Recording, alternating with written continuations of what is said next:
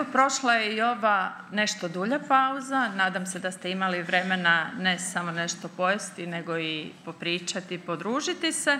A sada je vrijeme da nastavimo s našim programom.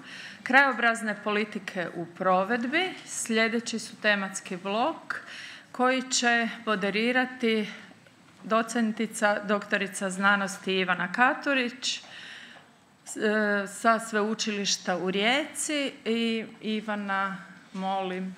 Ivana.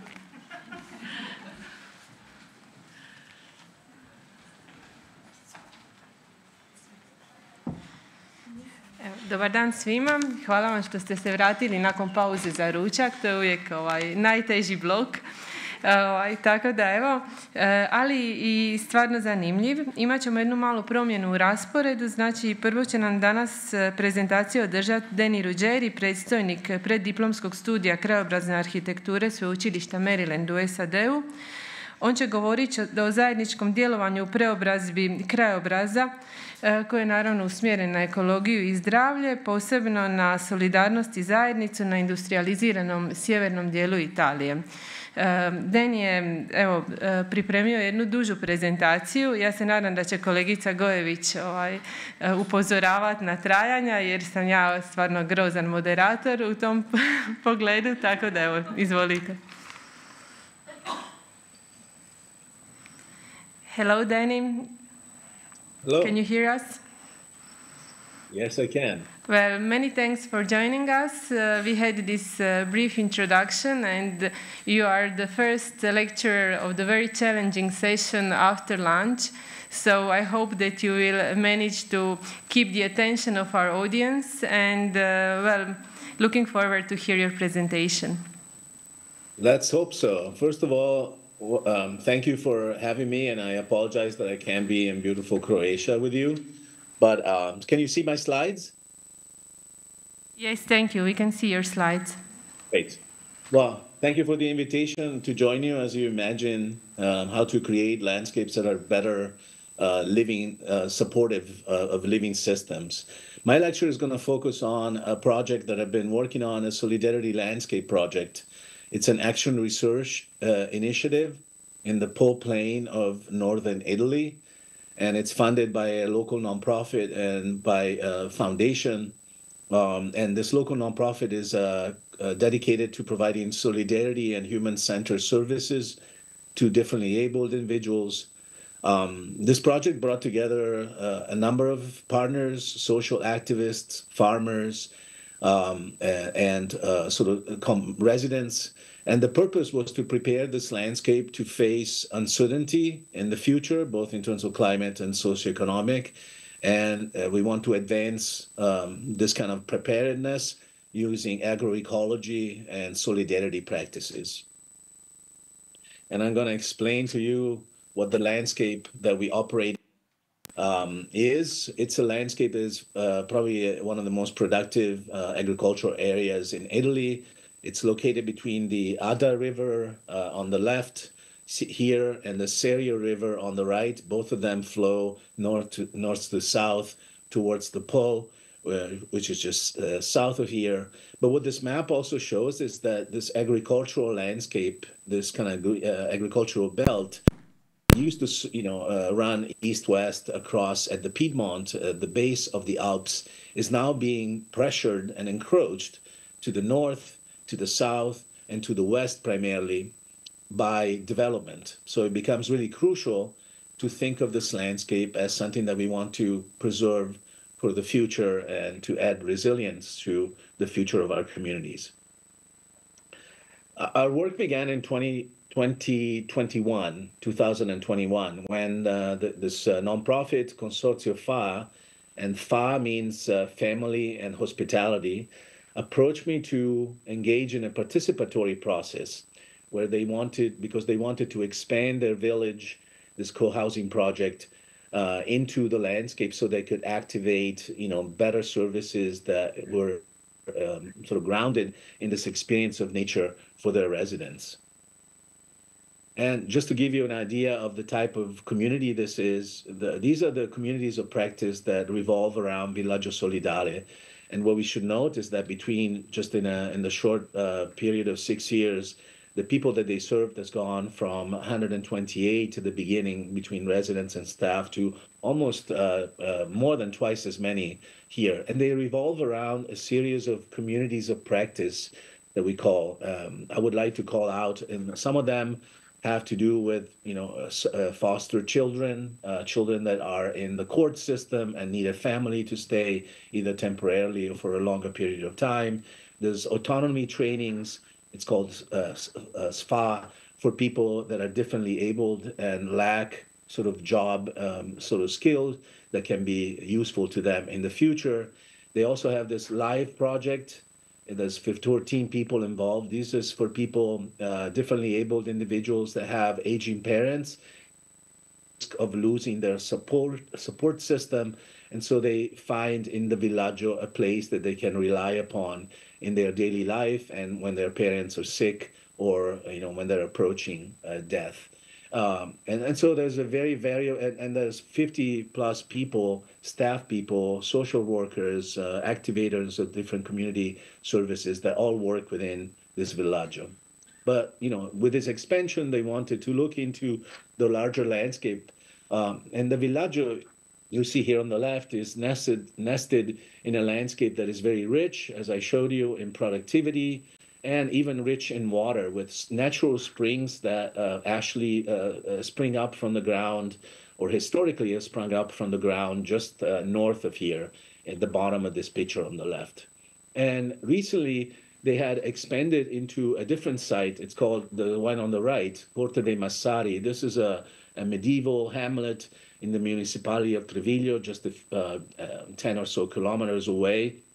And the history, so it was actually an early place in a cooperative agricultural system where the farmers would benefit from the proceeds of agriculture, even though they didn't own the land, they just farmed it. So it was a really interesting model, and this idea of communal, sort of cooperative, sort of processes and production was really a good fit with the idea of solidarity that the consortio has as its foundations. So when they expanded here, they introduced new services. So they have that are struggling problems, but young adults. And they told us that they find in these little villages the perfect environment, their abilities to in dense urban areas. And as I mentioned, in proximity to these sites are very ecologically important and threatened areas and ecologies. In our research, we discovered that these natural areas were actually remnants of ancient water-based ecologies that dominated this landscape that was once covered in a few feet of water. We're talking about, probably around 10,000 years ago. But there's a local legend that of a mythological figure, this dragon Tarantasio, which spoke of a very difficult, a very active coexistence and this ecology. This dragon into the future becomes a metaphor for a different kind of relationship with nature. So this dragon has actually become our kind of mascot for the project, and something that the children and the residents of Villaggio are well aware of. And so, like all landscapes, this place is subject to many pressures that are promoting new visions for change, just like the ones you're envisioning in your conference. And so the landscape of this Piedmont region of Lombardia is undergoing major changes as a result of global pressures. This diagram here from the government of North Carolina reflects, I think, a common shared sort of common challenges that we all face as we move into a new sort of era. There are economic challenges like the need for ideas about circular economy. There's economic restructuring in many sectors. There's even logistics, for instance, which is having an impact on the landscape, Amazon deliveries, But there's social and environmental issues that are very important, of course: climate adaptation, energy efficiency, food security and food justice, water conservation, as well as an aging population in Italy as in the rest of Europe, which also means an aging, differently abled population. Health and public health, we saw it with COVID, affordable housing and public safety. So in our work, we sort of touched on some of these dimensions of change, and we saw them at play every day in this landscape. Temperatures in this part of Italy are expected to rise by 1.5 Celsius by 2050, and that's common with other parts of Europe, and by as many as 6.5 degrees by 2100. And the effects are already visible in the landscape. If you look at these aerial photo at the top, they show the difference in kind of aridity and the conditions of the soil and the fields just over 2 years, between 2020 and 2022, when Italy suffered one of the worst droughts in its history. This is an effect not only at the scale of the larger systems, but also at the scale of our human interaction with nature. So the pictures at the bottom show actually what happened to some of these water landscapes that I discussed earlier, that I showed you in the previous pictures, where the dragon used to sort of find its home. And you can see them here. In 2022 and 2023, with my students, we just observed the absence of any groundwater springing up into these landscapes. And only last year, people were able to actually see water again. But this has also consequences, much more important consequences on agriculture, for instance, and food production. And the farmers we have met over the years have told us that 50% of the water resources they lost 50% of their water resources, that they've seen between a 25 and 50% of reduction in their yields for corn and soy. And there's an estimate that the EU makes that agricultural land values are expected to drop by between 87 and 162 billion euros by 2100 collectively. So that means these agricultural landscapes are probably going to need to find a different kind of productivity, and and they will lose value, which puts them at risk of being developed by, for instance, logistics or other kinds of industries. There's another threat in this landscape that comes from old habits. So they continue to impact it. A new highway that was designed 20 years ago by the regional government is now being funded 130 million euros, using in part the recovery funds from COVID. The cost will be 29 million euros per kilometers.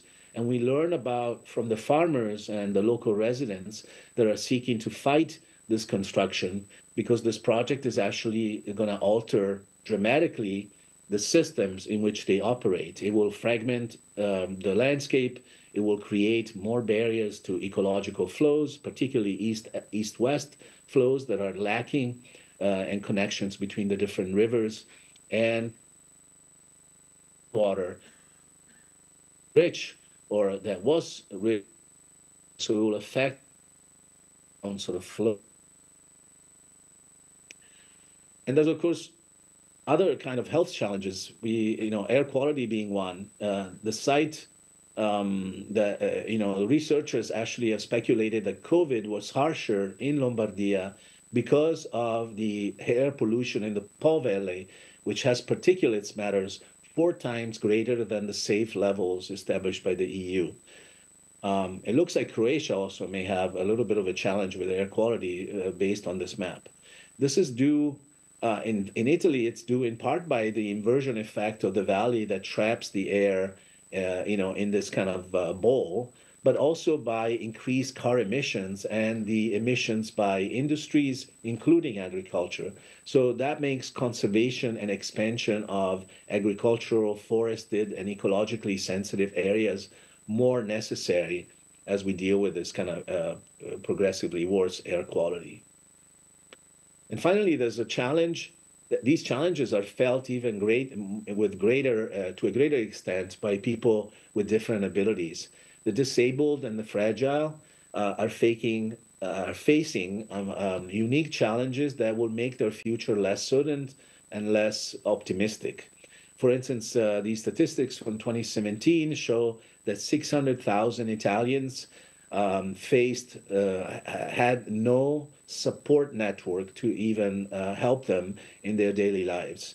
And their quality of life, only 20% of differently abled people that they surveyed that year could consider their quality of life satisfactory. And this is 1 out of 5, when in the general population is 1 out of 2.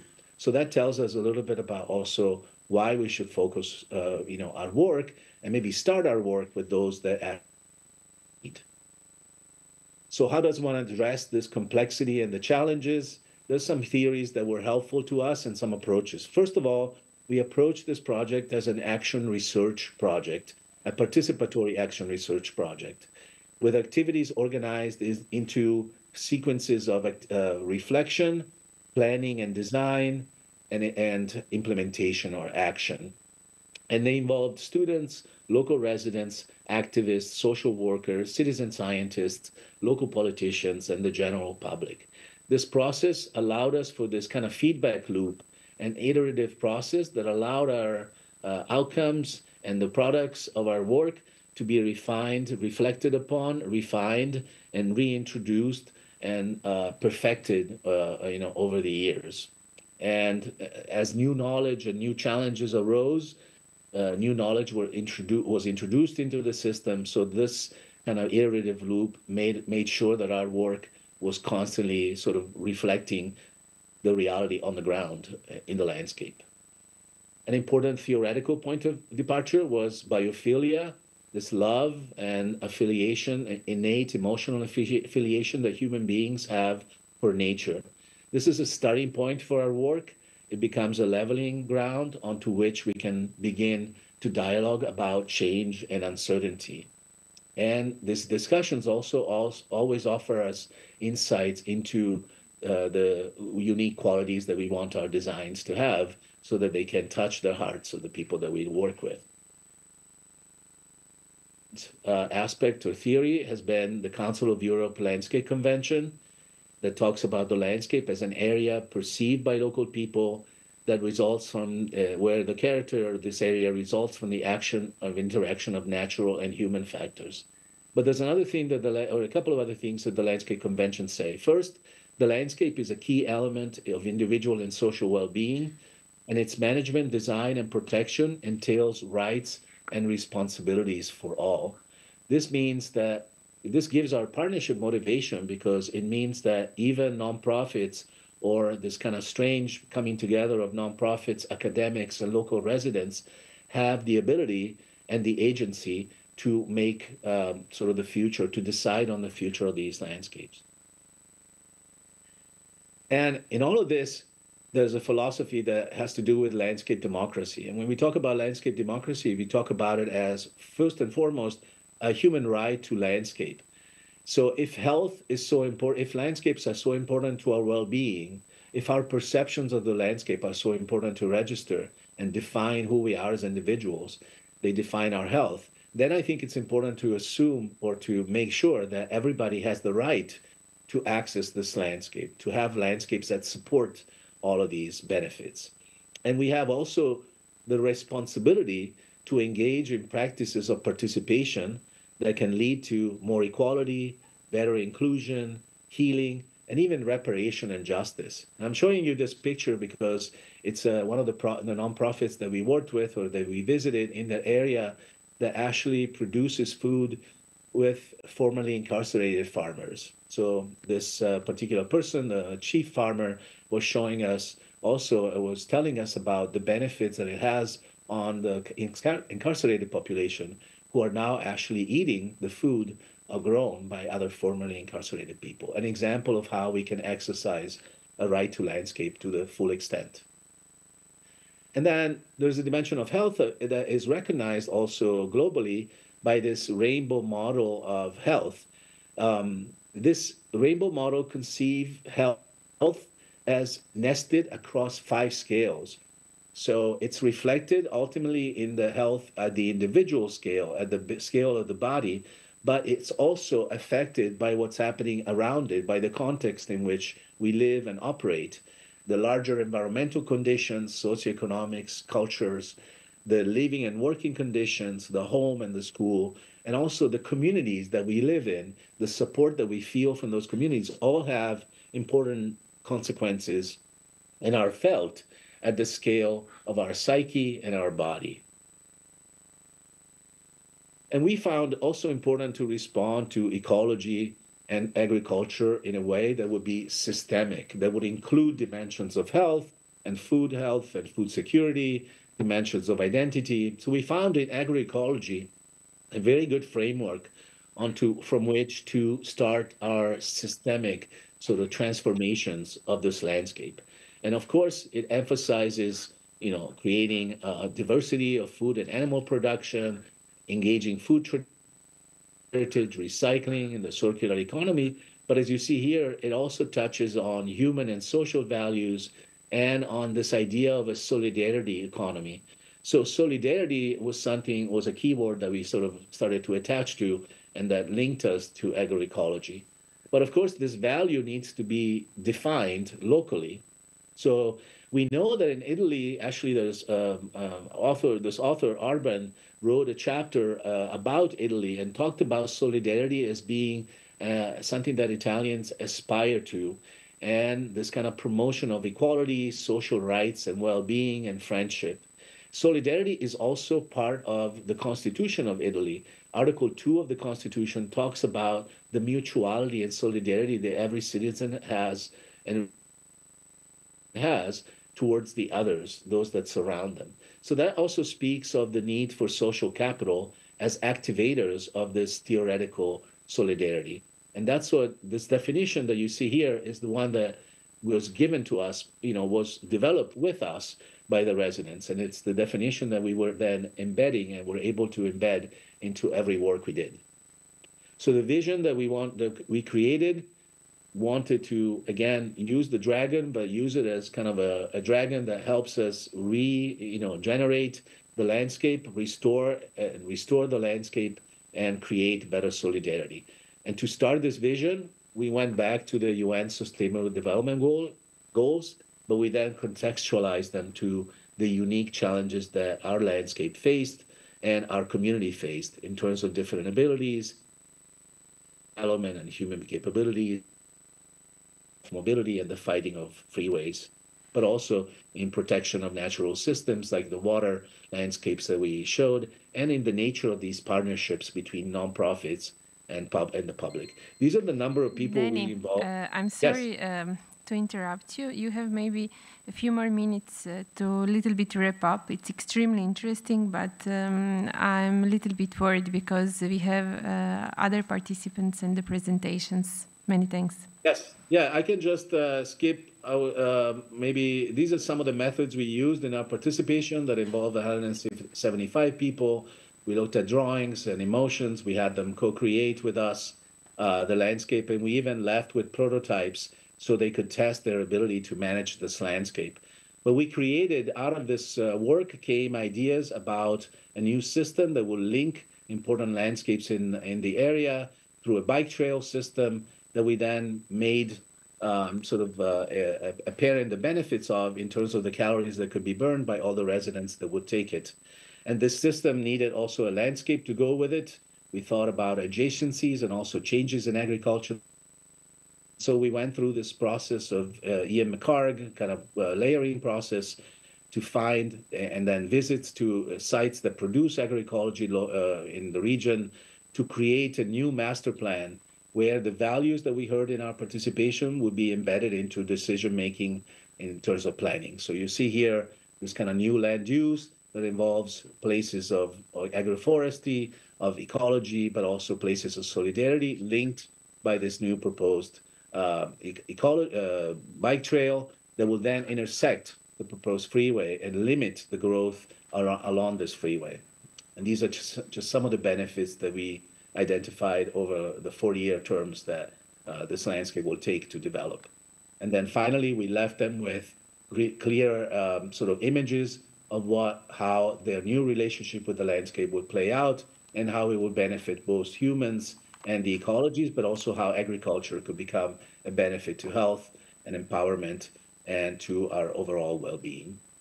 And just to end, sorry for going over a little bit, but this is a very long time frame, long processes that are needed to make this change happen. So we need to have a little humility and understand that, we are only at this very, initial stage of change.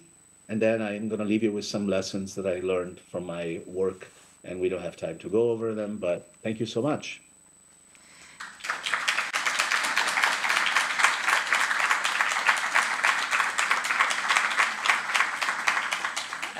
Thank you so much for this really extensive and good presentation. I'm personally particularly impressed by the solidarity landscape as a concept and the work methodology. For sure, we are going to have many questions from our audience, and I would like to ask you to stay with us online so that we can ask you questions afterwards. Now we have to proceed with our program, and I'm going to switch to Croatian. Thank you. So, evo, koristim priliku da pozdravim Blanku Bartol, višu savjetnicu u Ministarstvu za prirodne resurse i prostorno planiranje Republike Slovenije. Blanka je izvrsna stručnjakinja koja već godinama prati s jedne strane i sudjeluje u oblikovanju nacionalnih politika, ali i prati procese na europskoj razini. Znači, promatrali smo je u raznim tijelima u kojima je utjecala i na smjer donošenja europskih politika, tako da nas zaista zanima što se dešava trenutačno u Sloveniji vezano za regionalnu distribuciju krajobraznih tipova i iznad svega ono što je jedan od najvećih izazova, a to je njihova upotreba u prostornom planiranju i uređenju. Evo, Blanka, hvala.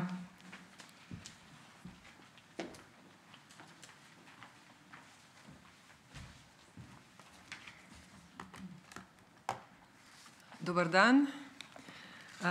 Puno pozdrava iz Ljubljane i zahvala Zavodu za prostorno planiranje, za prostorni razvoj. I tu sam srela mnogo prijatelja sa kojima se znamo već duge godine, tako da sam srećna što sam na toj konferenciji, na ovoj divnoj konferenciji. Sad ću ja preći na engleski, jer nisam sasvim sigurna da bi mi to išlo kroz sve skroz. So my presentation will focus on what was said in the beginning by Ivana, on regional distribution of landscape types and its use.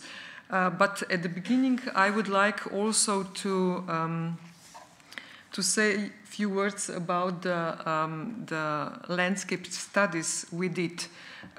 And I must say that in 1990s, this period was quite a fruitful period for landscape research.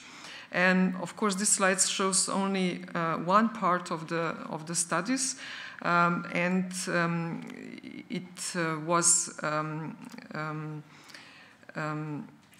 a great part of these studies resulted from the excellent collaboration between the Department of Landscape Architecture of the Faculty of Biotechnics of the University of Ljubljana and the Slovenian Office for Spatial Planning, how it was called at that time. The landscape conservation strategy, this was one of such study, the first of such studies, with a list of outstanding landscapes and the regional distribution of landscape types. These two studies laid the foundation for the treatment of the landscape of the entire Slovenian territory. This was done, as you see, in 1996 and 98. I mean, it was published 98, but the work was carried out even earlier in the years from 91. And this was done even before such requirement for inventorying landscapes were set by the Landscape Convention in 2000. So we were among the first European countries to make this inventory and to evaluate the landscape of its entire territory. Later, between 2000 and 2004, the work continued or were done mainly in connection with the preparation of the spatial plan and spatial development strategy of Slovenia, which was adopted in 2004.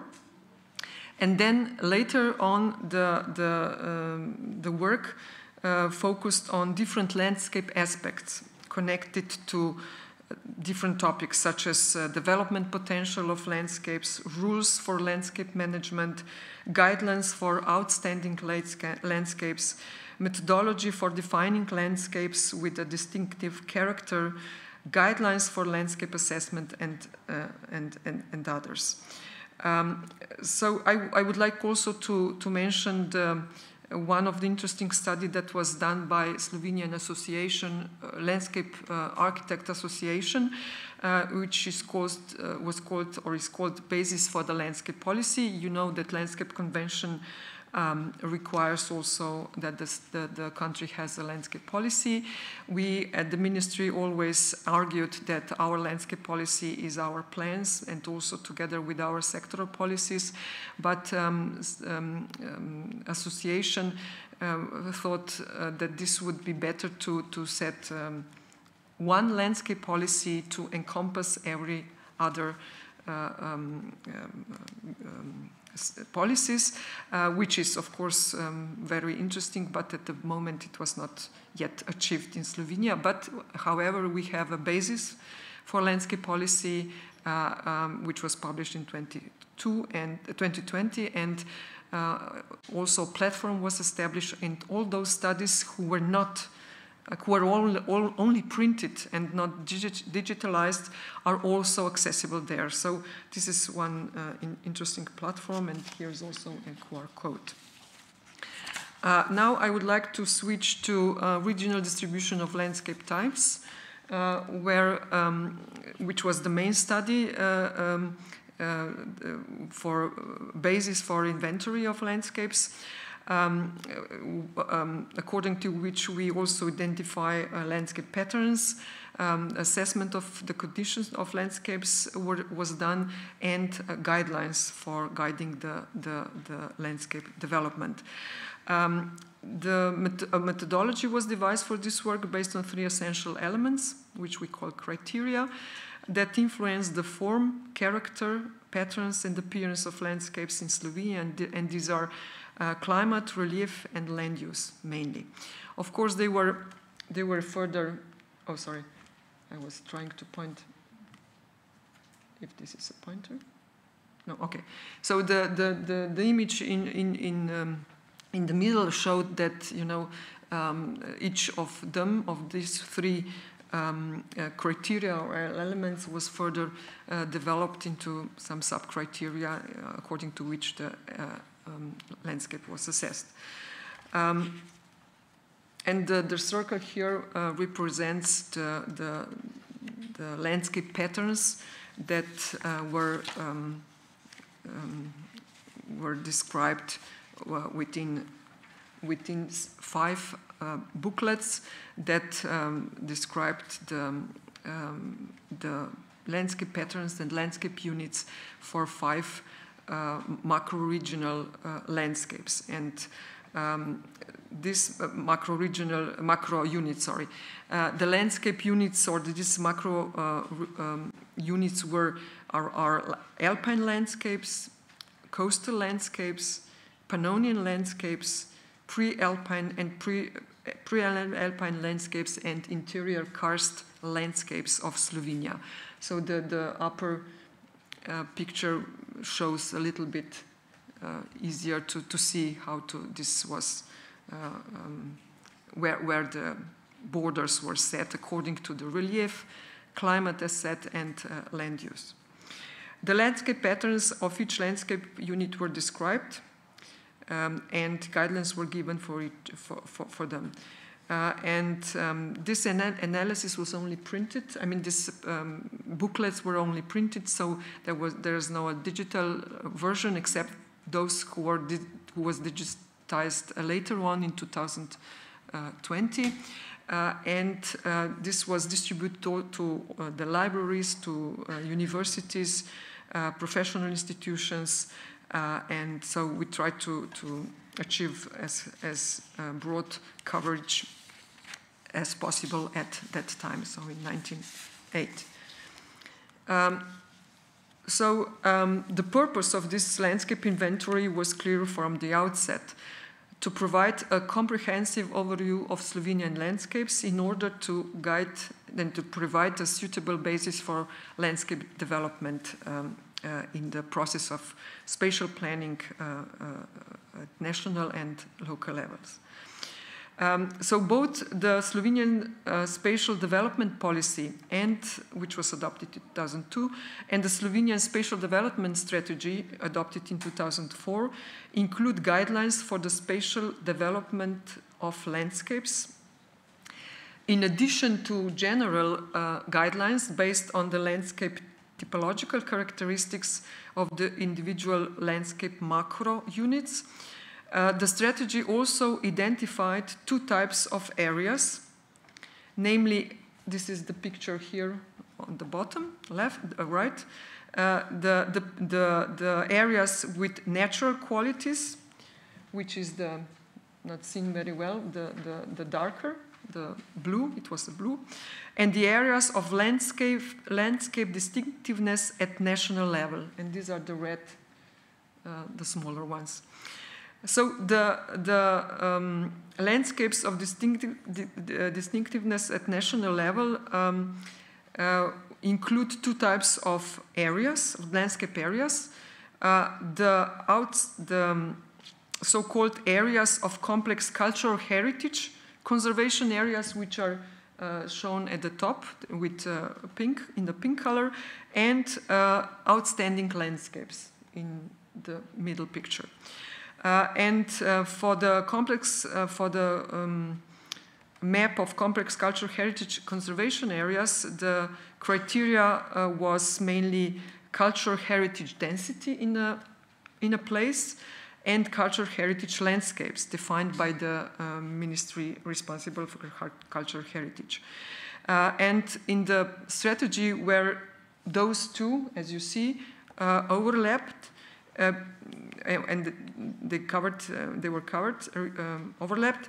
The guidelines have been provided to draw up a comprehensive joint treatment of those combined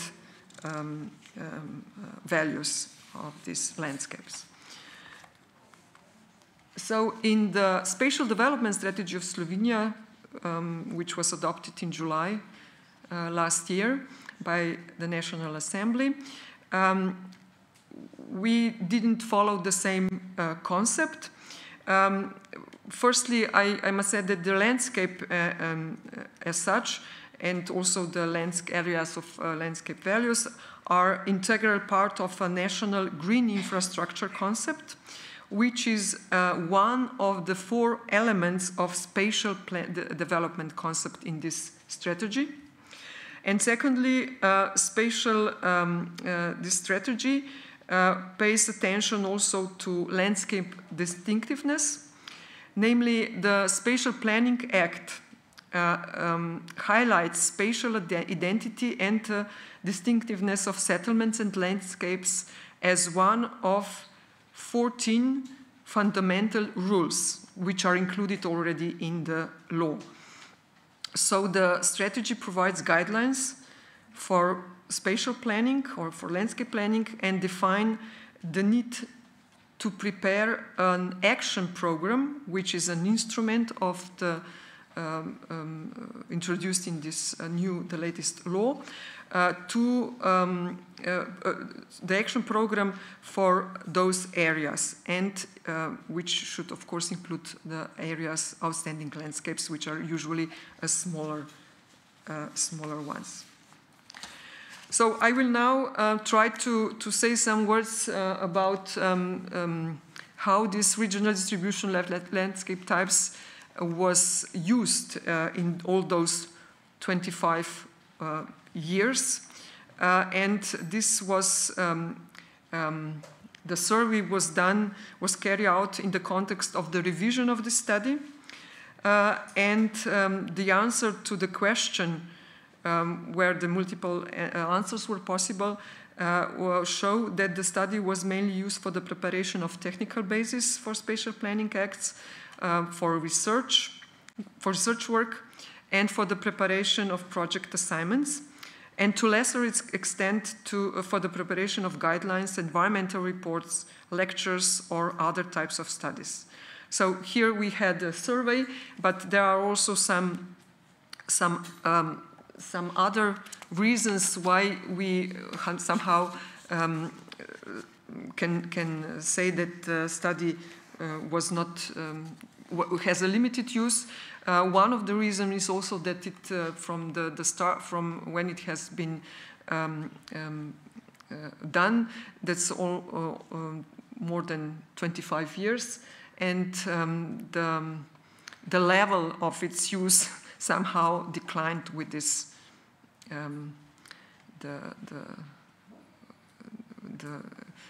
from year to year from its beginning. One of the reasons why we see that there are some problems with how to say, tackling the landscapes are also the diffuse landscape responsibilities. And here we have sectors that directly address landscapes, and among them are cultural heritage and nature conservation, which have their own categories. In cultural heritage, we have heritage landscapes, and they are protected, and they are, to a certain extent, similar to those outstanding landscapes, but not only. In nature conservation, we have mainly landscapes that are important for biodiversity.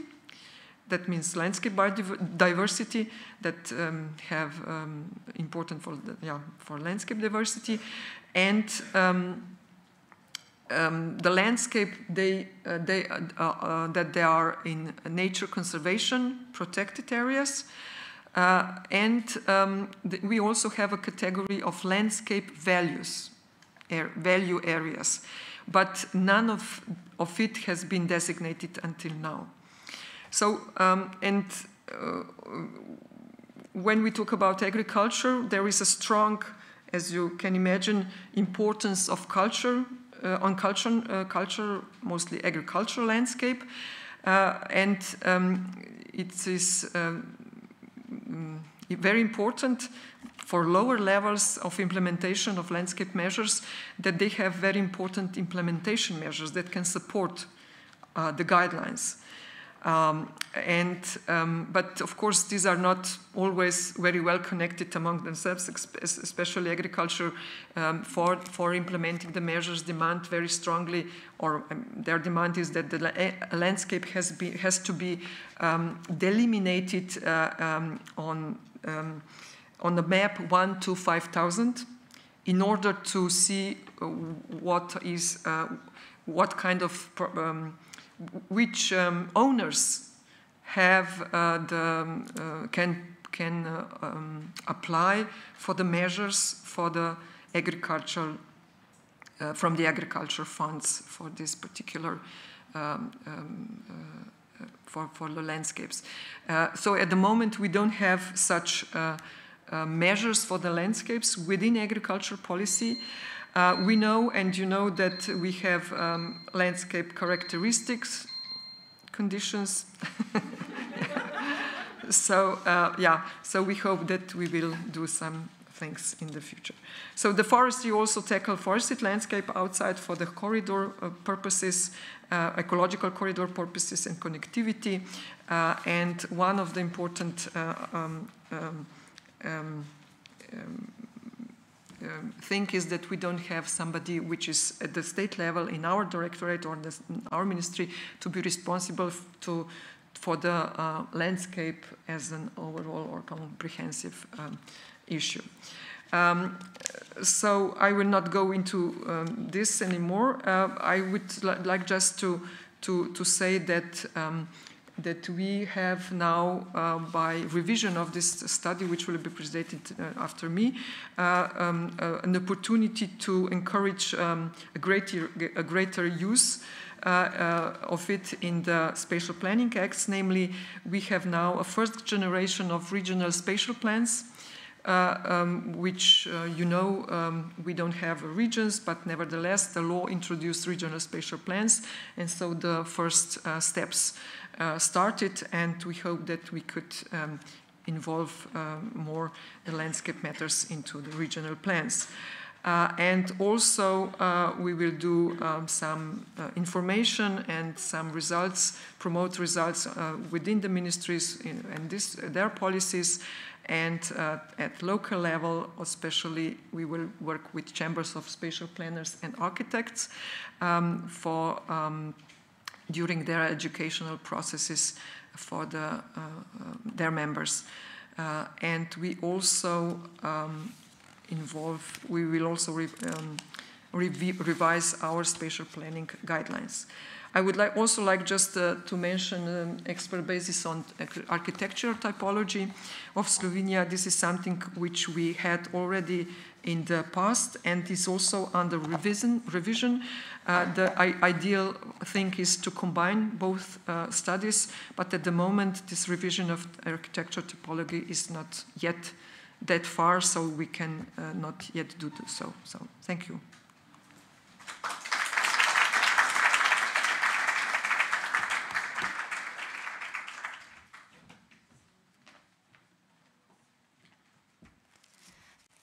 Zahvaljujem na ovom pregledu i evo nastavno na ovo predavanje najavljujem profesoricu Mojicu Golobić sa odsjeka za krajobraznu arhitekturu Biotehničkog fakulteta Sveučilišta u Ljubljani.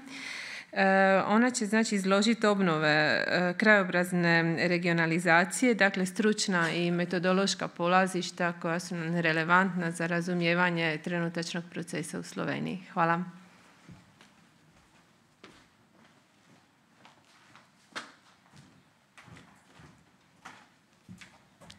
Hvala, dobar dan. Ja ću vas isto samo pozdraviti na hrvatskom i zahvaliti se za ovaj poziv ministarstvu. Ja sam veoma zadovoljna da mogu to sada predstaviti što smo uradili u Sloveniji. Evo i sada ću ja isto preći na engleski. So I will continue where my colleague Blanka from the ministry stopped. And I would also like to say that I'm very pleased and very happy that we sort of renew this good relationship between the ministry and faculty, biotechnical faculty and Department for Landscape Architecture, which was mentioned to be a very good working relationship in 1990s. So after a couple of years or maybe even decades, we now got to renew this pioneering work in landscape regionalization, which was at that time when it was done and published, it was considered certainly one of the best practice examples of implementing European Landscape Convention. So this was our first starting point.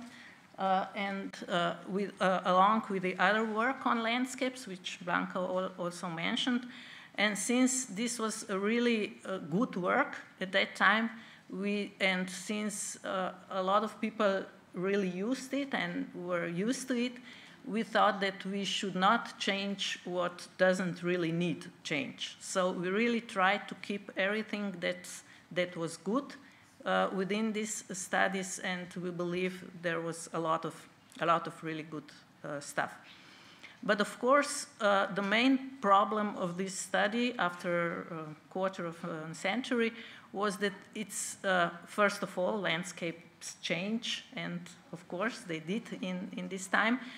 And we wanted to show this change also. And second thing was that the use of this study was not as good as we would like it to be. So this was another starting point that really we wanted to improve the usefulness of this study for different users.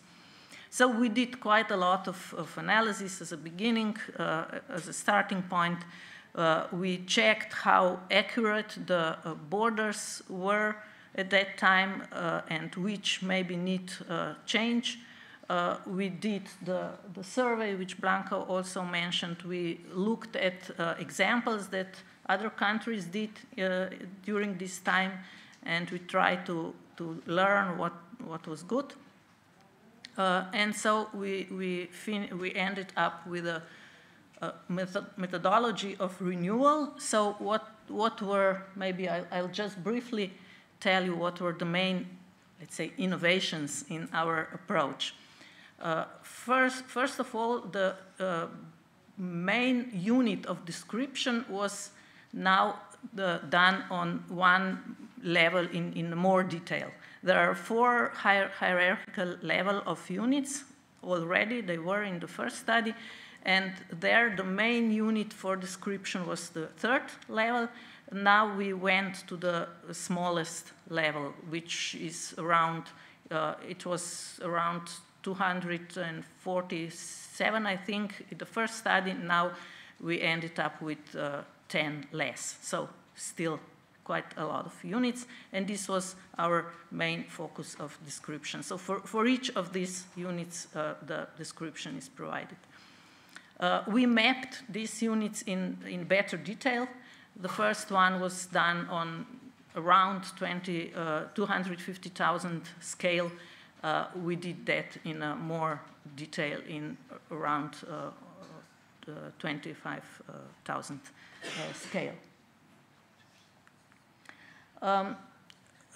Then we used lists and catalogs with aim to unify our terminology and to make the descriptions better comprehensible for the users.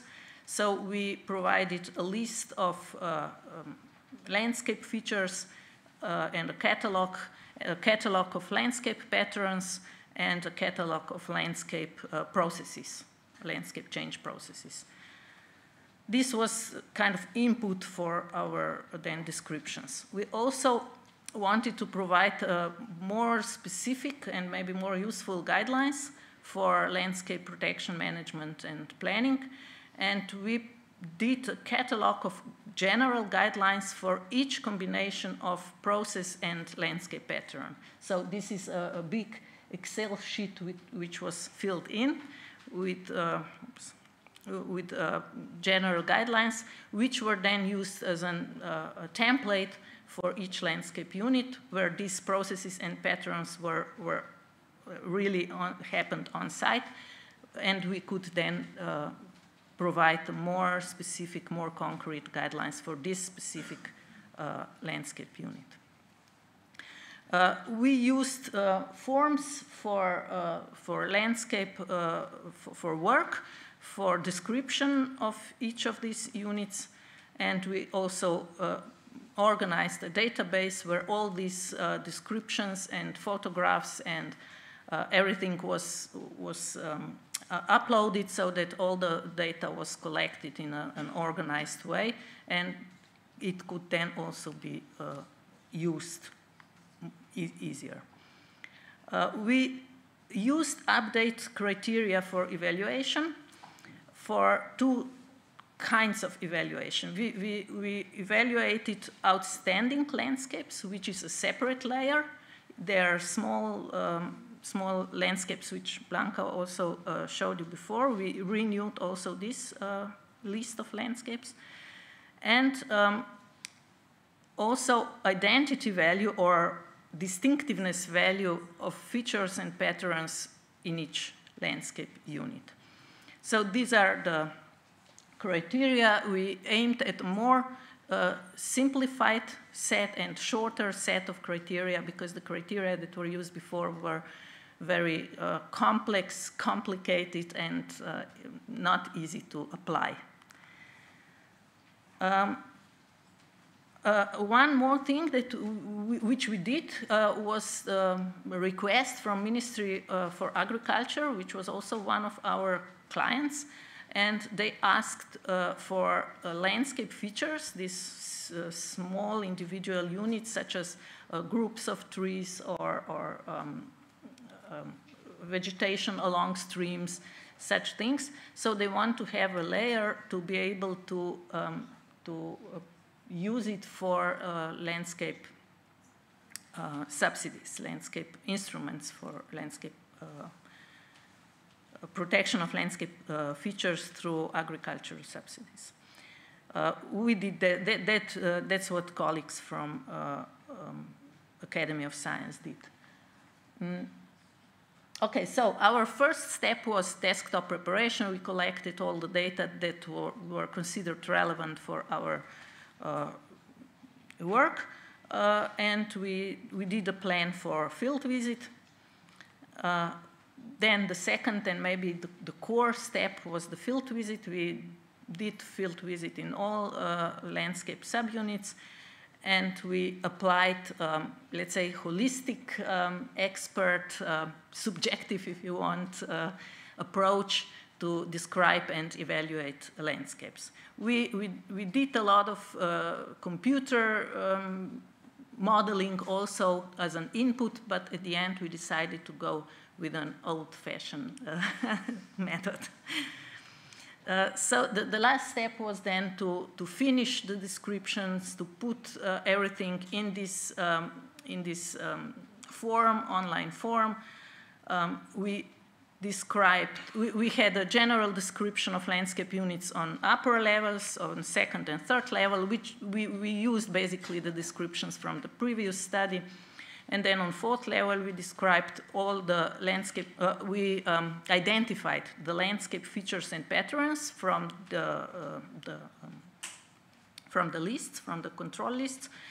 Then we described landscape character. This is a unique description for each of the landscape units. And we identified landscape processes with some comments. Then we we evaluate distinctiveness, or we call it identity value of features and patterns in the unit. And if we consider that unit as such has such a dense quality of features and patterns, then the whole unit was considered important for distinctiveness. And for the outstanding landscapes, we also identify the ones from the existing list, and we re-evaluate them whether they still fulfill the criteria to be outstanding. Some of them were, let's say, were degraded to such an extent that we decided to put them off the list. And we also wrote the guidelines for planning and management. We basically just took the template guideline and then changed it if necessary and as necessary. We put everything, as I said, in the database. We uploaded the photographs. We draw the borders in GIS. In GIS, we also we have shown these dots. They're so-called important points of observation, the points where the most informative photographs were taken of the spatial unit. And yeah, this is the results. These are the results. It's a database. It can be downloaded in Excel, which is very user-friendly. A set of photographs, almost, I think, 900 or so, and GIS layers of landscape units of outstanding landscapes and landscape features in outstanding landscapes. There is an interactive viewer, which I hoped to be able to show you. Is this possible somehow to, this link, is it possible to open it somehow?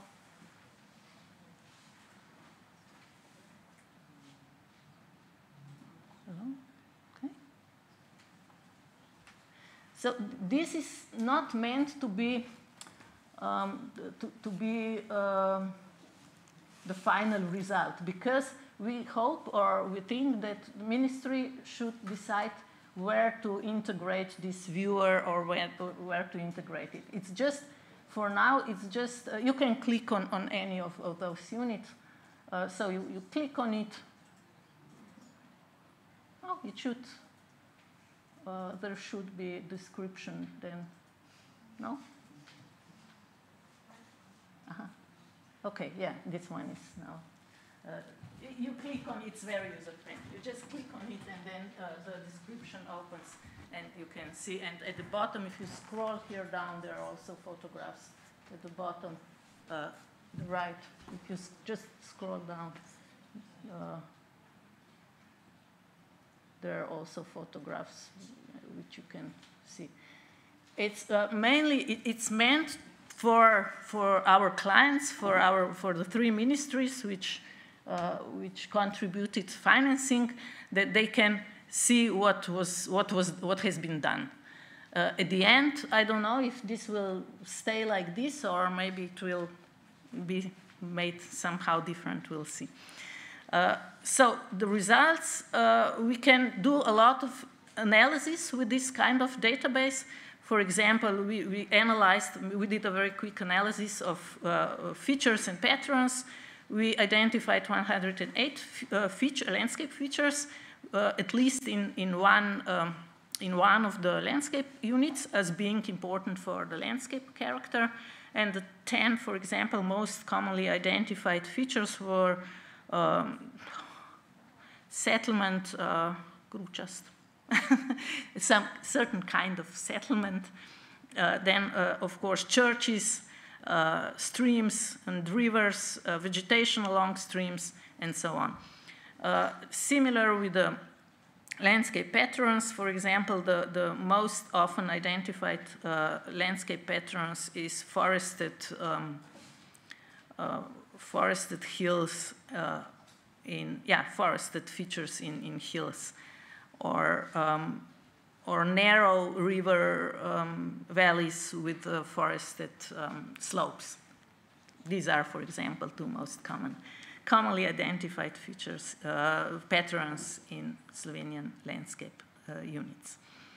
So this is the update list of outstanding landscapes, and they're also shown on map. 13 are new, so we identified some of the landscapes that were not previously identified as outstanding, but we thought that maybe they deserve this status, and 22 of the previous outstanding landscapes were deleted from the original list. This is the result of mapping the features in outstanding landscapes. For example, the yellow should be church, then the lonely farms, red are hedges, thank you. And this bright green are meadows. So this is maybe something that Ministry for Agriculture may use, but also maybe for some planning purposes on lower levels. But of course, for now, it's only within outstanding landscapes. So if we want to have it elsewhere, we can do it, because a lot of this mapping is done by machine learning procedures. These are landscapes with identity value or distinctiveness. I only now learned from Blanca that they use distinctiveness. We will unify this. So these are landscape units which have patterns and features which contribute to distinctiveness. We didn't invent a new layer for this. We just say this is an attribute of existing landscape unit. Okay, the final result are guidelines for 3 types of guidelines. The first one is how to use this on regional and local level, mostly in planning procedure, in regional plans preparation and local land use plans preparation. The second type of guidelines is for sectoral instruments, so how the other ministries can use this in preparing their own instruments. And the third guideline is how to use this as a basis for environmental impact assessment. Of course, as you know, landscape is one of the topics that has to be dealt with in environmental impact assessment, and this is not functioning very well in Slovenia. The landscape is not usually the most important topic in environmental impact assessment. So hopefully with this we can improve this practice also. Okay, I think I finished before the clock.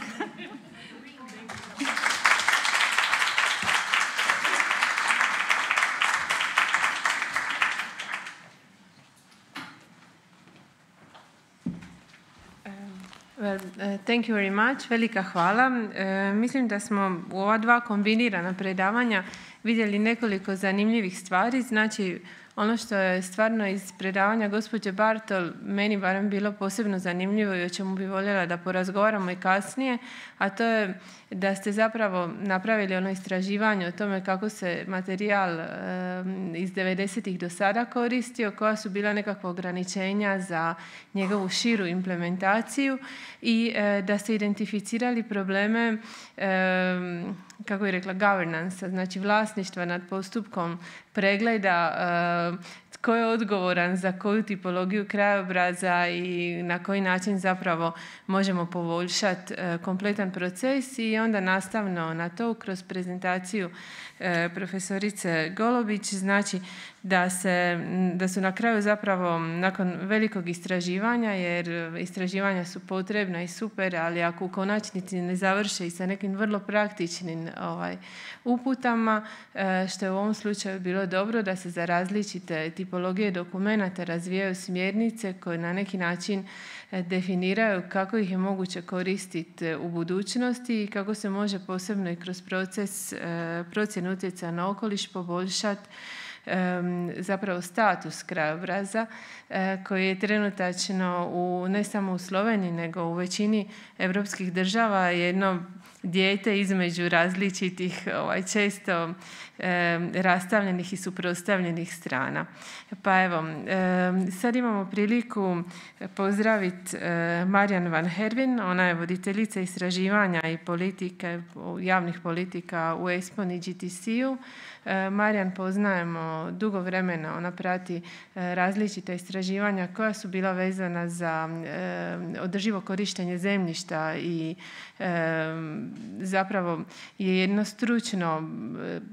stručno tijelo koje usmjerava sva ta istraživanja koja se provode, koja sudjeluje u procesu definiranja i istraživačkih smjerova i u konačnici mogućnosti primjene, nekakav pokušaj da sve ono što različiti istraživački timovi naprave bude i praktično i primjenjivo i usmjereno na europske razine donošenja odluka.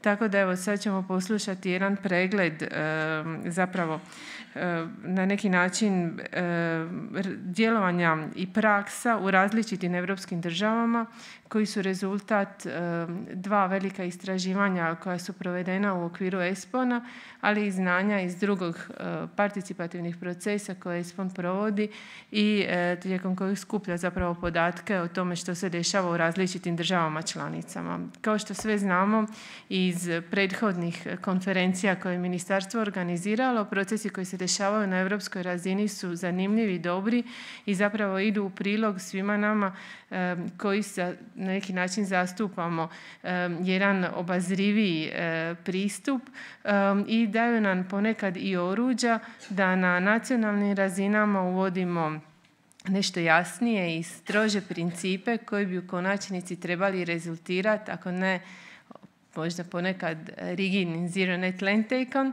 a onda svakako pažljivijim pristupom urbanizaciji i očuvanju prostora. Pa evo, hvala. Thank you, Maria. Okay. This was dramatic.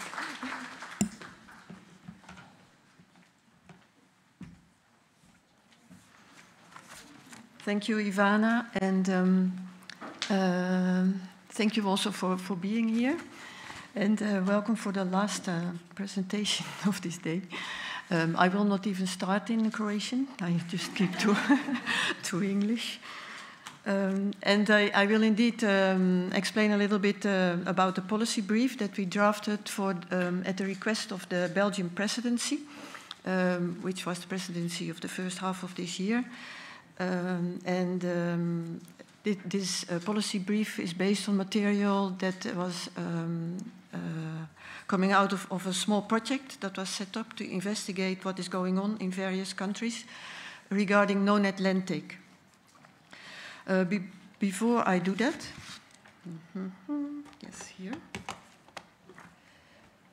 Let me see. I will first give you some trends regarding urbanization in Europe.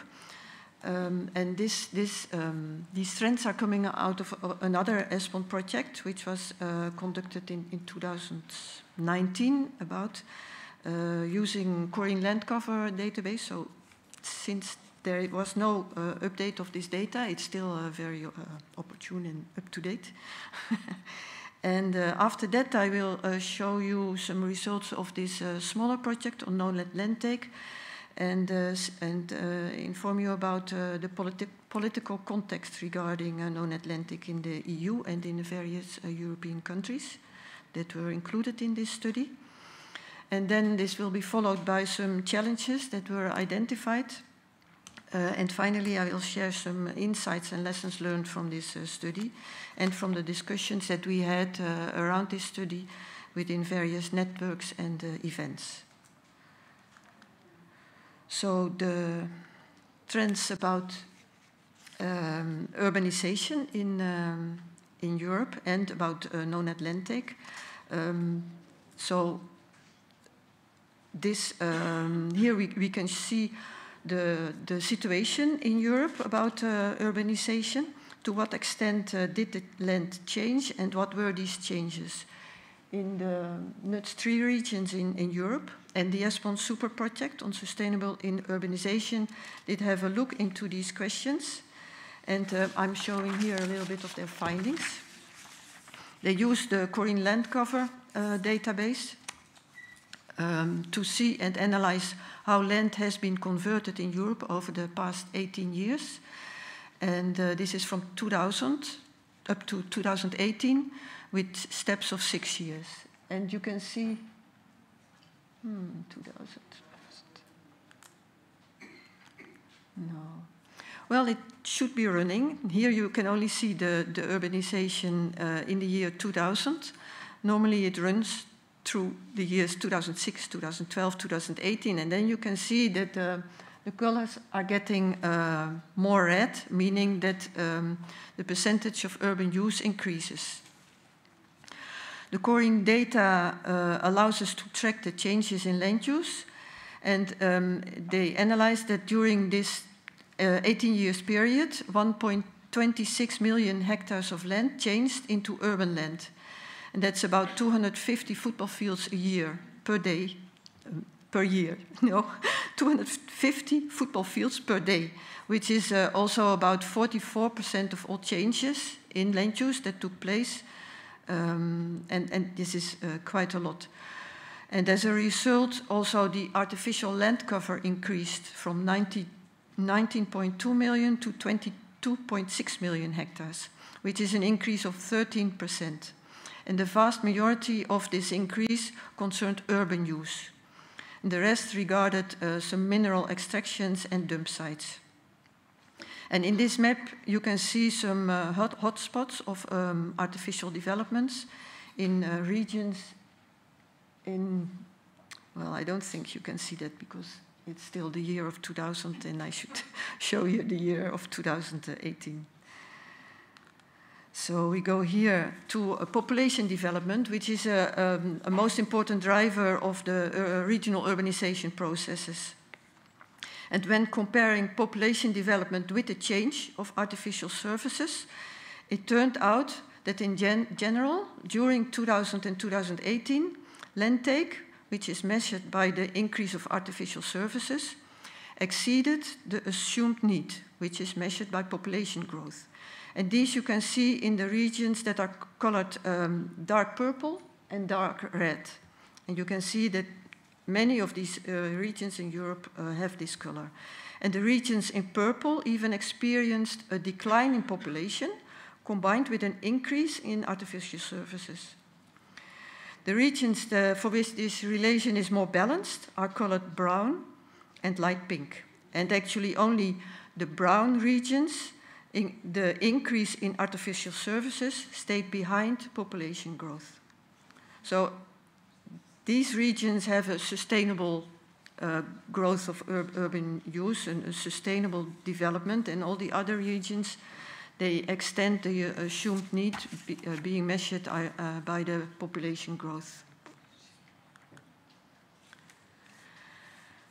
So actually here you can see the differences over the 3 time periods that were used in this with the data, for which the data are available.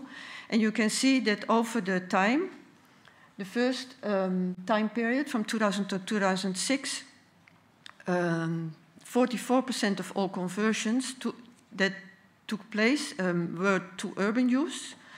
And in the second period, it was only 35%, and in the last period, it was 21%. So the decrease, it shows an amount of land that changes use has been decreasing over these 3 periods. And the project could explain partially this decrease by an EU expansion in 2004 and also by the economic crisis in 2008, through which the development also declined. And then the question is, do we know what changes occur to what? This figure shows where the changes towards urban use in 2018, where this originates from.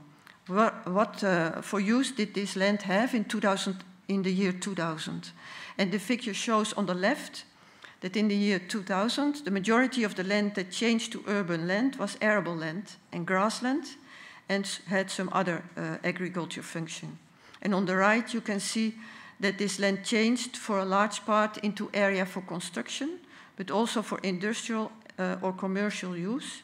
And only at the third place, it changed into urban use. Area for construction is area that is designated to be constructed, but not has been constructed yet. So it's different than urban use. And now that we have a bit of feeling about the current situation and trends in Europe regarding artificialization, I would like to now address the issue of land take. Because what actually is a net land take? The European Environmental Agency defined land take as the conversion of land to artificial surfaces. So very simple definition. And of course, in principle, one can also convert artificial surfaces back to semi-natural land. This is then called reverse land take. And this taken together, land take minus the reverse land take, is then the net land take. So why do we take land? This is being used, of course, the land is being used mostly because for territorial development. We want to use the land for housing, transport, infrastructure, but also for industry or agriculture or urban parks. And when land is converted into artificial services, besides these positive impacts and use for housing and industry, it also has negative impacts, such as that the ecological functions of the land decrease, and this leads to less resilient ecosystems. Also, the potential for carbon storage and biodiversity decreases. And in addition, we have an increase of surface runoff during floods and an increased effect of heat waves in cities. And finally, land take leads to reduced quality of life because people have less access to natural areas for relaxation and outdoor activities. So land take leads to positive and to negative impacts. And let's now have a look at where this no-net land take is coming from. In 2021, it's actually already much older. In 2011, it was first mentioned by the Commission, but in 2021, the European Commission published an EU soil strategy for 2013, 30, and within this strategy, they launched a vision that in 2050, all the EU soil ecosystems are in a healthy condition. And with that, all EU soil ecosystems are thus more resilient. And within this strategy, they set out a concrete framework and concrete measures to protect and restore soils and to ensure that the soils are used sustainably. These frameworks and measures are meant so then to help achieve this vision. But why do we need healthy soils? And how does this link to the other objectives that are set out by the Commission to improve the life of people in Europe? Because the objective of healthy soils is, of course, not an isolated objective. It contributes to the objectives that are related to the climate neutrality, for example, and to clean and circular economy. It also contributes to revert biodiversity loss, halt desertification, and revert land degradation. And finally, it contributes to safeguard human health. So when land is taken and the soil is converted into artificial surfaces, in most cases, the condition of the soil deteriorates. And that is why one of the objectives of the EU soil strategy is to ensure that by 2050 there is no net land take.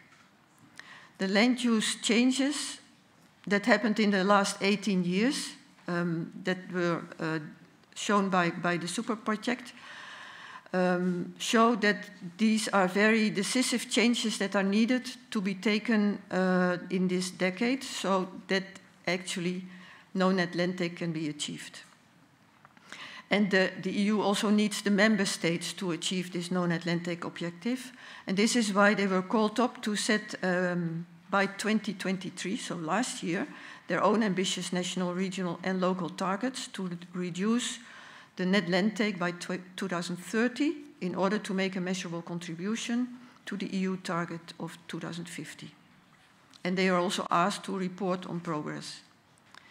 And secondly, they were called to integrate the land take hierarchy into their urban greening plans and give priority to reuse and recycle land and also to give priority to quality urban soils at the national, the regional and the local level.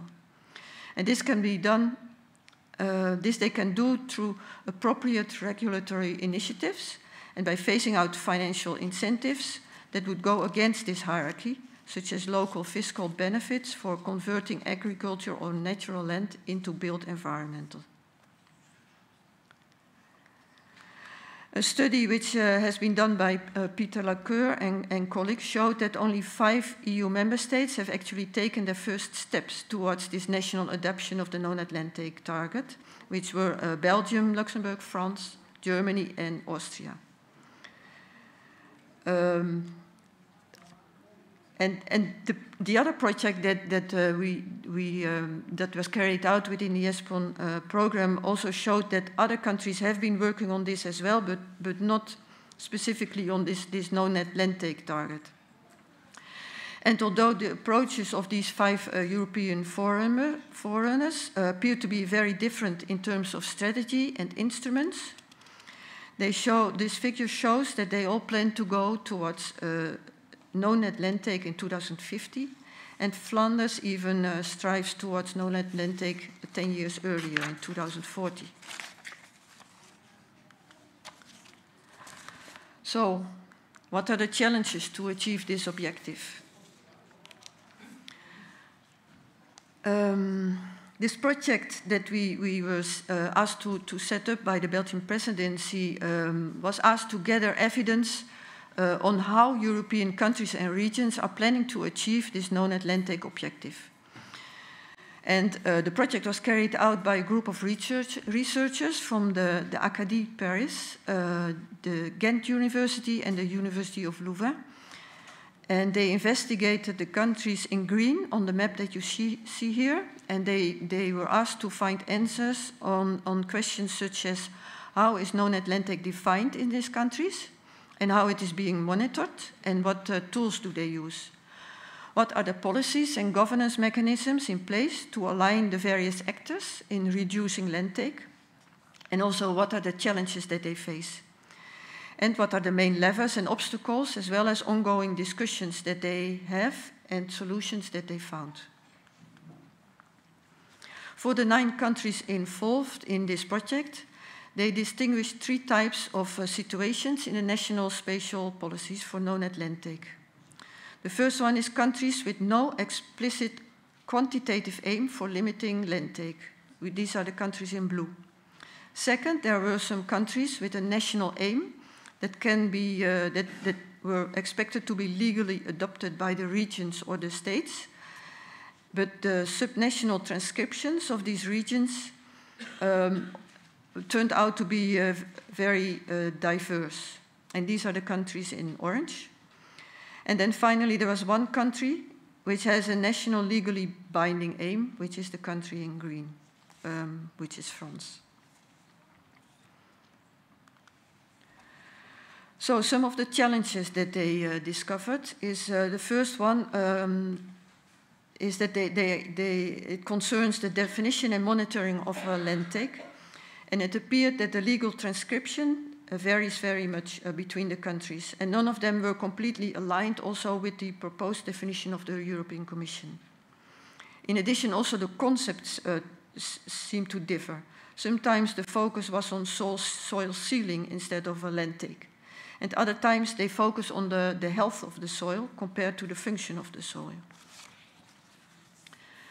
Also, the tools that are used to monitor land take differ. And some countries use, for example, information from their cadasters, and others use photo interpretation. And because of these differences in definition and concepts, measuring land take, preferably in a comparative way, is a challenging aspect as well. It turned out that the open European data sources that are available have also their limitations regarding monitoring net land take. And they largely deviate from the figures that were found when using official national land use statistics. And in fact, it's important to measure land take at 2 levels, the regional national level and the EU level.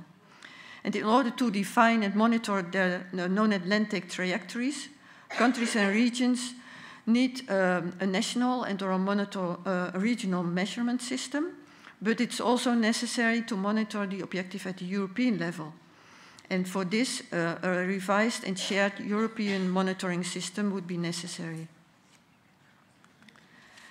The second challenge is that historically, planning policies are designed to encourage urbanization.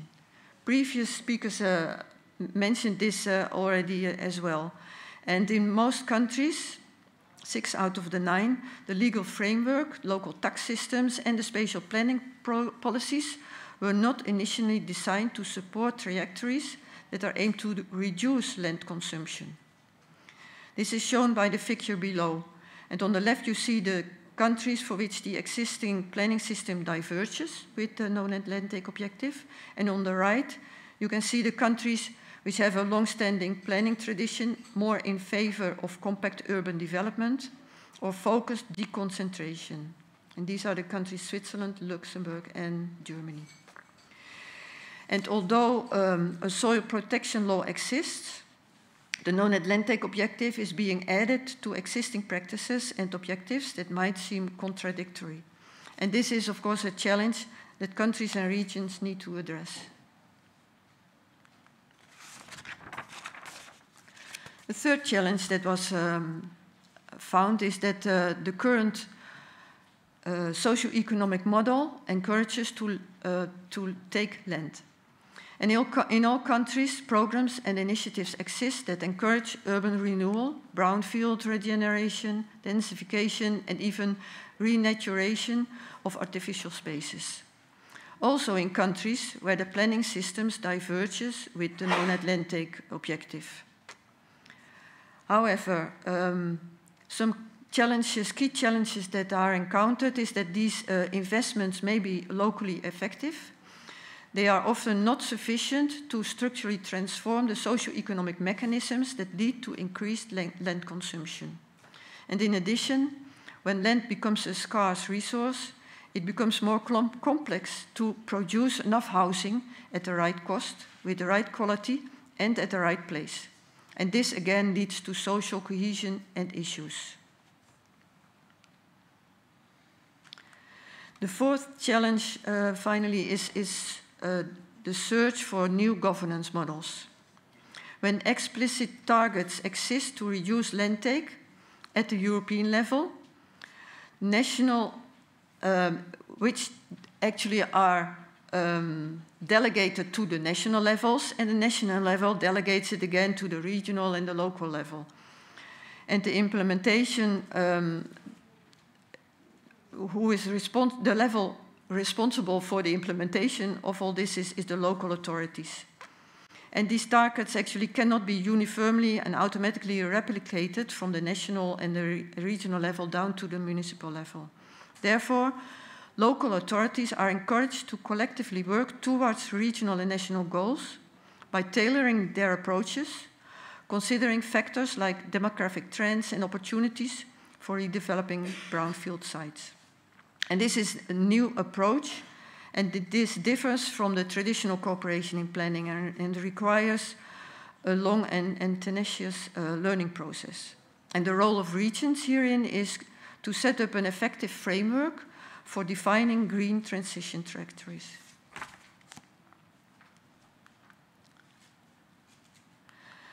Some insights learned by the project and also the discussions that we had in the various policy networks and also during the ESPON seminar in Mons in Belgium in June this year, is that because in order to facilitate a meaningful transnational discourse and collaboration, we need a common understanding of no-net land take.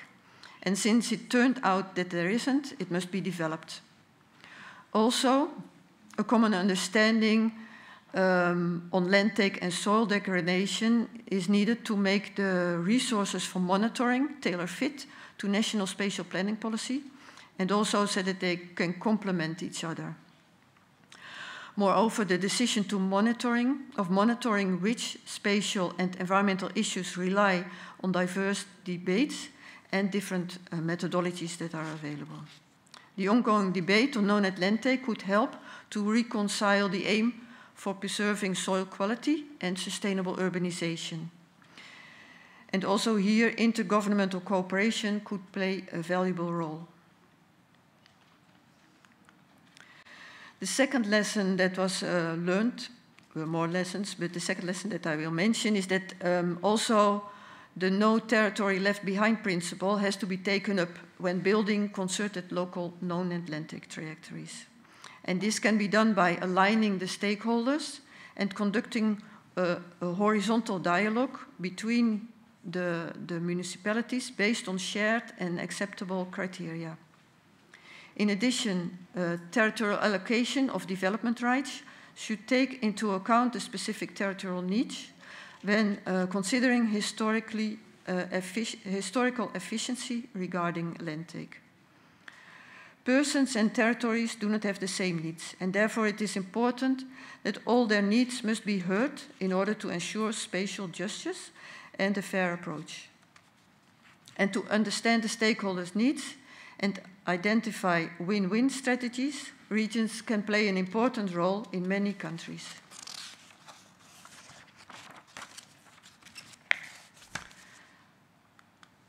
A third insight is that considering the challenges identified to achieve the no-net land take objective, it is that new tools and economic models are needed for regions to help implement policies and practices that contribute to achieve the no-net land take objective.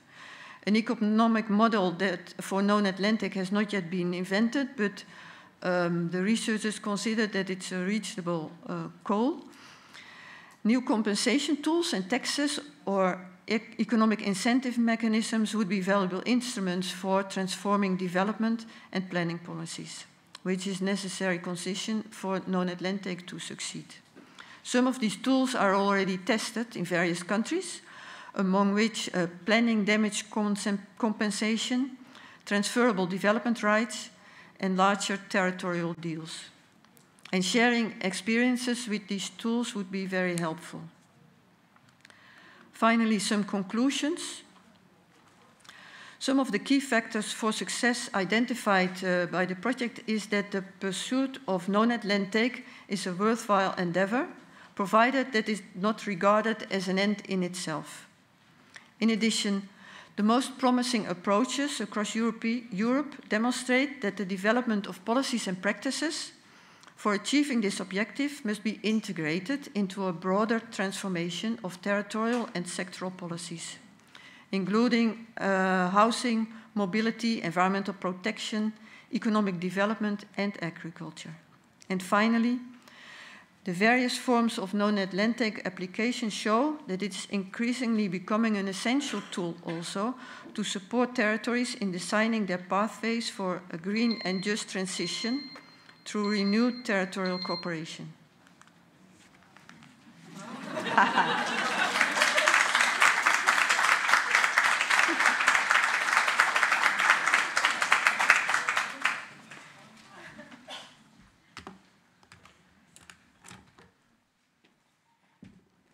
Thank you very much for this excellent presentation. We have heard a lot from two researches, and we are quite late. So, evo, bližimo se kraju današnjeg dana, već smo naravno mimo svih rokova, ali dala bi vam priliku da postavite pitanja našim predavačicama. Gospodin Ruđerot više nije s nama, ali evo, ako imate neko pitanje ili komentar, slobodno. Ili ste... Aha, evo, izvolite.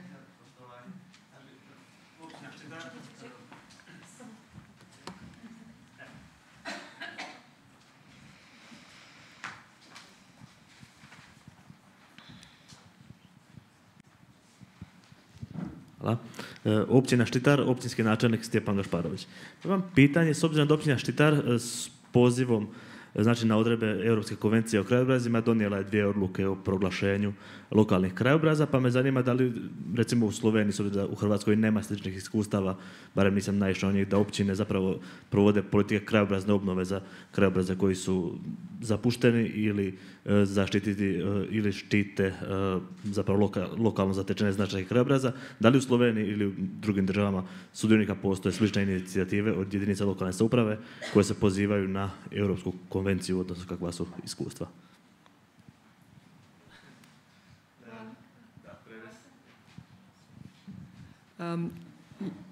Ja, na engleskom.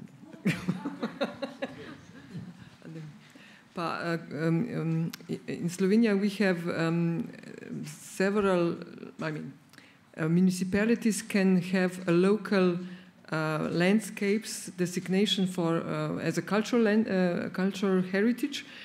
So in relation to Ministry of Culture, because they are the ones that prepare or that define a cultural heritage landscape and evaluate it according to whether it is a local or a state meaning or value.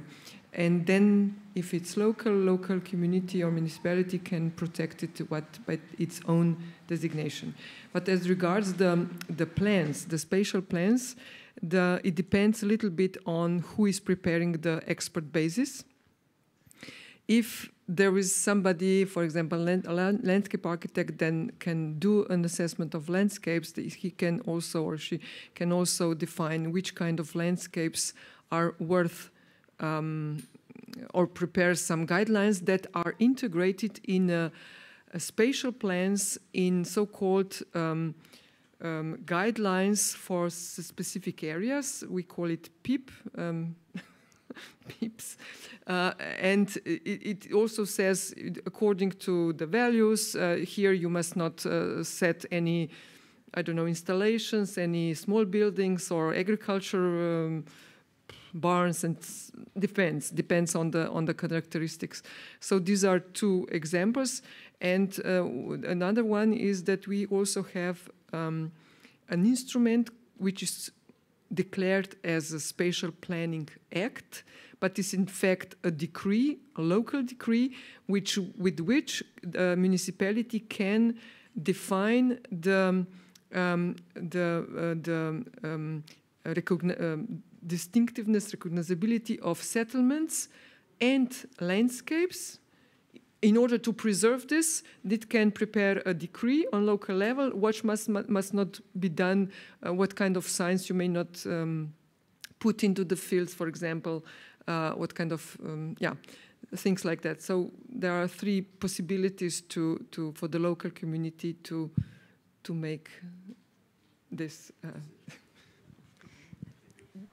Zahvaljujem.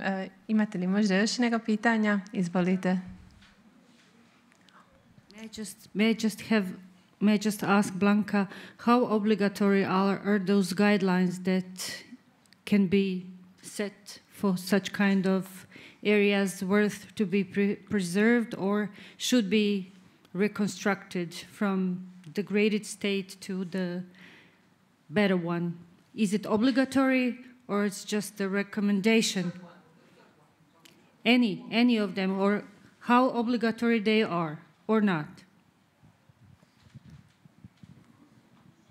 Yeah, if this is a protection act, then you have regimes, and it's clear what you can do or what you cannot do.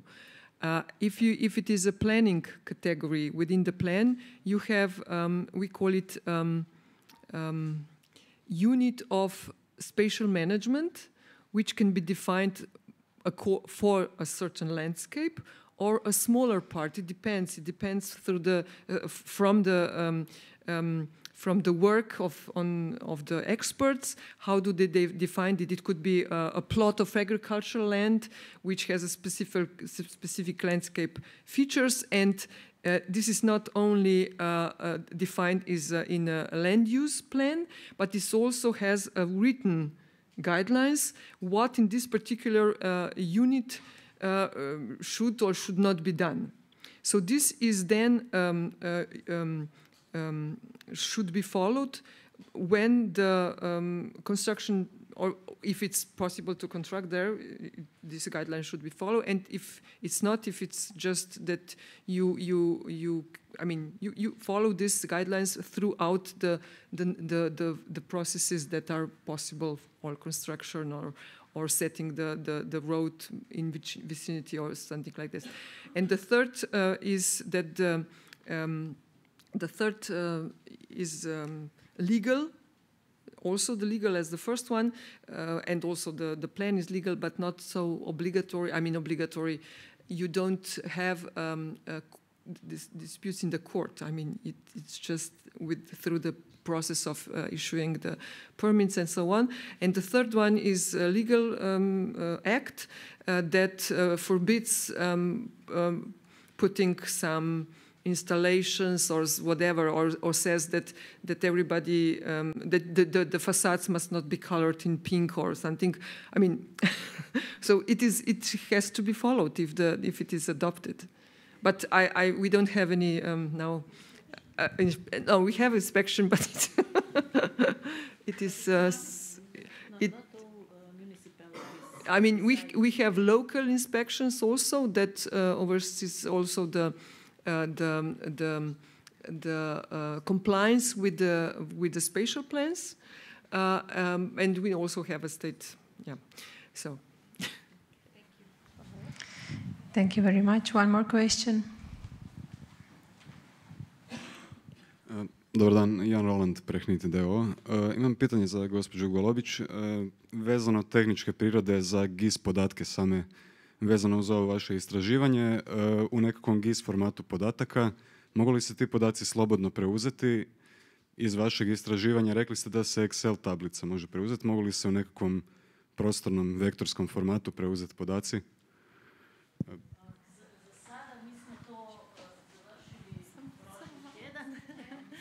Hvala.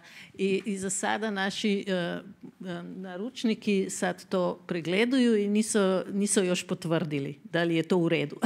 Ali onda mislim da oni će odlučiti kako će s time. Ali naša je ideja svakako da to bude javno i da to se može dobiti normalno. To nije neka tajna. Mi imamo prostorni informacijski sistem, Spatial Information System, i tu se nalaze svi podaci koji želimo da ih prostorni planeri dostupuju do njih i neke stručne, neke studije kao i ova, i tako da podaci i ove studije, to će biti dosegljivo sve tamo preko ovog prostornog informacijskog sistema.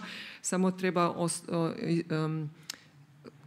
sa naše strane mi trebamo isto da uradimo onaj tehnički pregled toga. Ne samo usebinski, pa isto tako tehnički.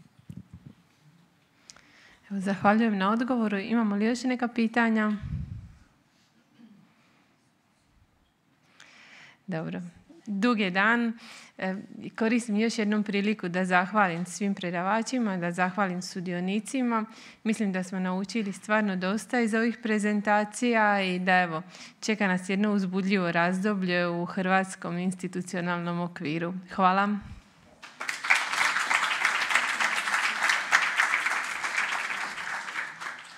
Hvala svima koji ste izdržali evo do ovog trenutka. Nastavljamo sutra u 10 sati. Biće malo življe, malo ćete se više kretati, više razgovarati i evo, veselimo se radionicama sutra. Do sutra, doviđenja.